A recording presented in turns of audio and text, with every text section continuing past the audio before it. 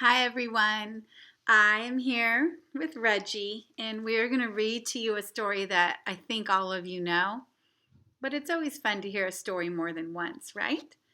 And it is How the Grinch Stole Christmas by Dr. Seuss. This is a very old book I've had a very long time. How the Grinch Stole Christmas. Do you see the Grinch? All right, here we go. Every Who down in Whoville liked Christmas a lot. But the Grinch, who lived just north of Whoville, did not. The Grinch hated Christmas the whole Christmas season. Now please don't ask why. No one knows quite the reason. It could be his head wasn't screwed on just right. It could be perhaps that his shoes were too tight. But I think the most likely reason of all may have been that his heart was 2 sizes too small. But whatever the reason, his heart or his shoes, he stood there on Christmas Eve hating the Whos, staring down from his cave with a sour, grinchy frown at the warm lighted windows below in their town. For he knew every Who down in Whoville beneath was busy now hanging a mistletoe wreath. And they're hanging their stockings, he snarled with a sneer. Tomorrow is Christmas, it's practically here. Then he growled with his Grinch fingers nervously drumming. I must find some way to stop Christmas from coming.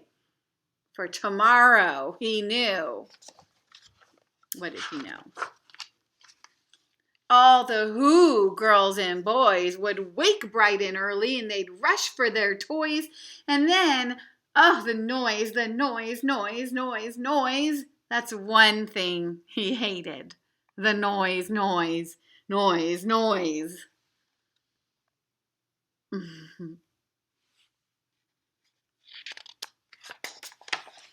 Then the Whos, young and old, would sit down to a feast, and they'd feast, and they'd feast, and they'd feast.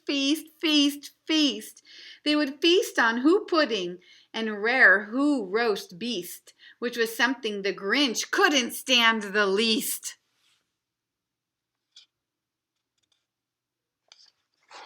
And then they'd do something he liked least of all.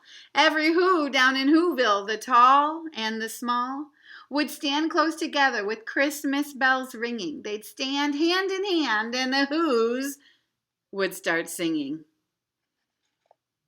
They'd sing and they'd sing and they'd sing.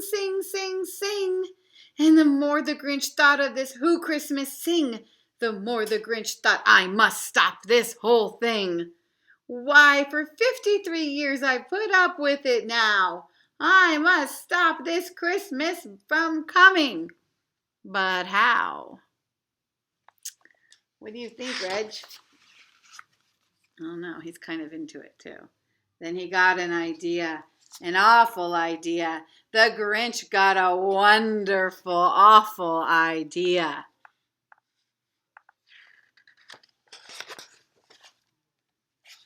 I know just what to do, the Grinch laughed in his throat, and he made a quick Santa Claus hat and a coat. See his hat? And he chuckled and clucked. What a great Grinchy trick! With this coat and this hat, I look just like Saint Nick. All I need is a reindeer, the Grinch looked around. But since reindeer are scarce, there was none to be found. Did that stop the old Grinch? No, the Grinch simply said, if I can't find a reindeer, I'll make one instead. So he called his dog, Max.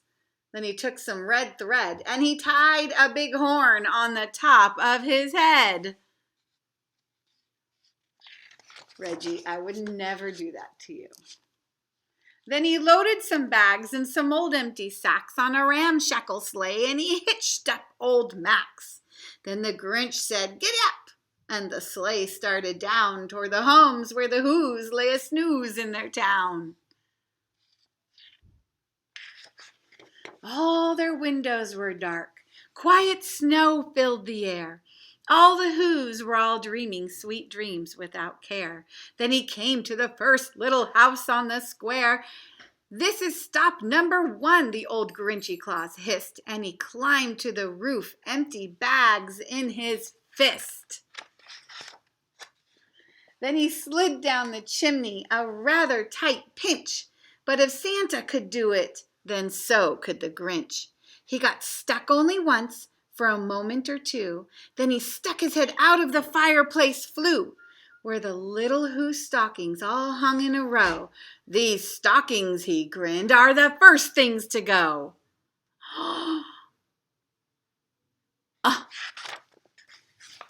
Then he slithered and slunk, with a smile most unpleasant, around the whole room, and he took every present.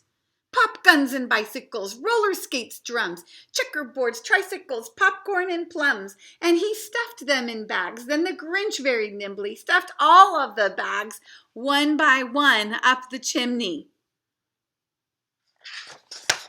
Then he slunk to the icebox. That's like a refrigerator. He took the Who's feast. He took the Who pudding. He took the roast beast. He cleaned out that icebox as quick as a flash. Why, that Grinch even took their last can of Who hash. I know. And then you stuffed all of the food up the chimney with glee. "And now," grinned the Grinch, "I will stuff up the tree." And the Grinch grabbed the tree, and he started to shove, when he heard a small sound like the coo of a dove. He turned around fast, and he saw a small Who, little Cindy Lou Who was not more than 2. The Grinch had been caught by this tiny Who daughter, who'd got out of bed for a cup of cold water. She stared at the Grinch and said, "Santa Claus, why? Why are you taking our Christmas tree? Why?" "Oh, Reggie, want to sit with me?" I think Reggie's feeling a little nervous. Yeah, it's okay. It's okay. It's going to turn out okay. But you know, that old Grinch was so smart and so slick. He thought of a lie, and he thought of one quick. "Why, my sweet little tot," the fake Santa Claus lied. "There's a light on this tree that won't light on one side. So I'm taking it home to my workshop, my dear. I'll fix it up there, and then I'll bring it back here." And his fib fooled the child, and then he patted her head, and he got her a drink, and he sent her to bed. And when Cindy Lou Who went to bed with her cup, he went up the chimney, and he stuffed the tree up. Yeah, I know. You should not tell lies. Then the last thing he took was the log for their fire. Then he went up the chimney himself, the old liar. On their walls he left nothing but hooks and some wire, and the one speck of food that he left in the house was a crumb that was even too small for a mouse.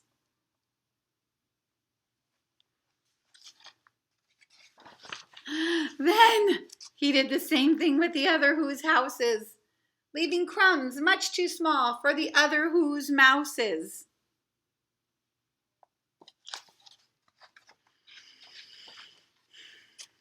It was 1/4 past dawn, all the Who's still abed, all the Who's still a snooze, when he packed up his sled, packed it up with their presents, the ribbons, the wrappings, the tags and the tinsel, the trimmings, the trappings.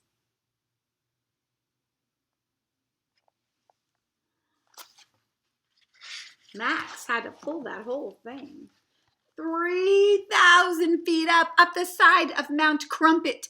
He rode with his load to the tip-top to dump it. "Pooh-pooh to the Who's," he was Grinchishly humming. "They're finding out now that no Christmas is coming. They're just waking up. I know just what they'll do. Their mouths will all hang open a minute or two. Then the Who's down in Whoville, they will all cry, boo-hoo." Sorry. Look. Oh, no.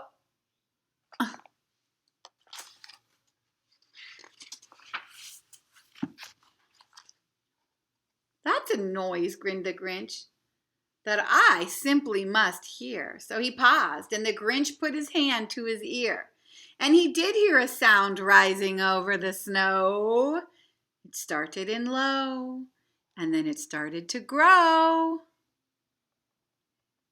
He wants to hear them crying because he's a grouch. But the sound wasn't sad. Why, this sound sounded merry.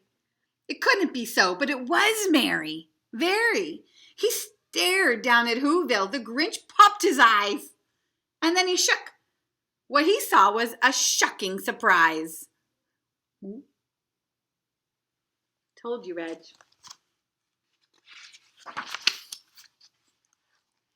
Every Who down in Whoville, the tall and the small, was singing without any presents at all.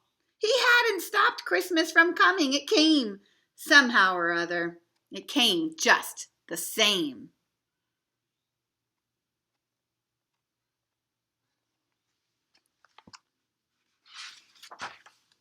And the Grinch, with his Grinch feet ice cold in the snow, stood puzzling and puzzling. How could this be so? It came without ribbons. It came without tags. It came without packages, boxes, or bags.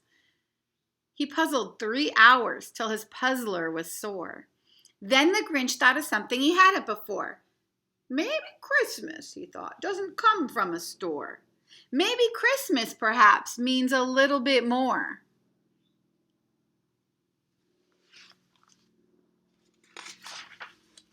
And what happened then? Well, in Whoville they say that the Grinch's small heart grew 3 sizes that day. And the minute his heart didn't feel quite so tight, he whizzed with his load through the bright morning light. And he brought back the toys and the food for the feast.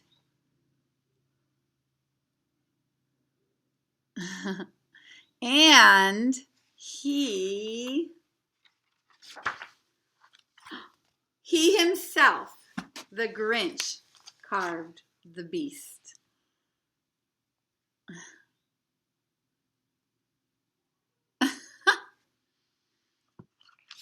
Isn't that great?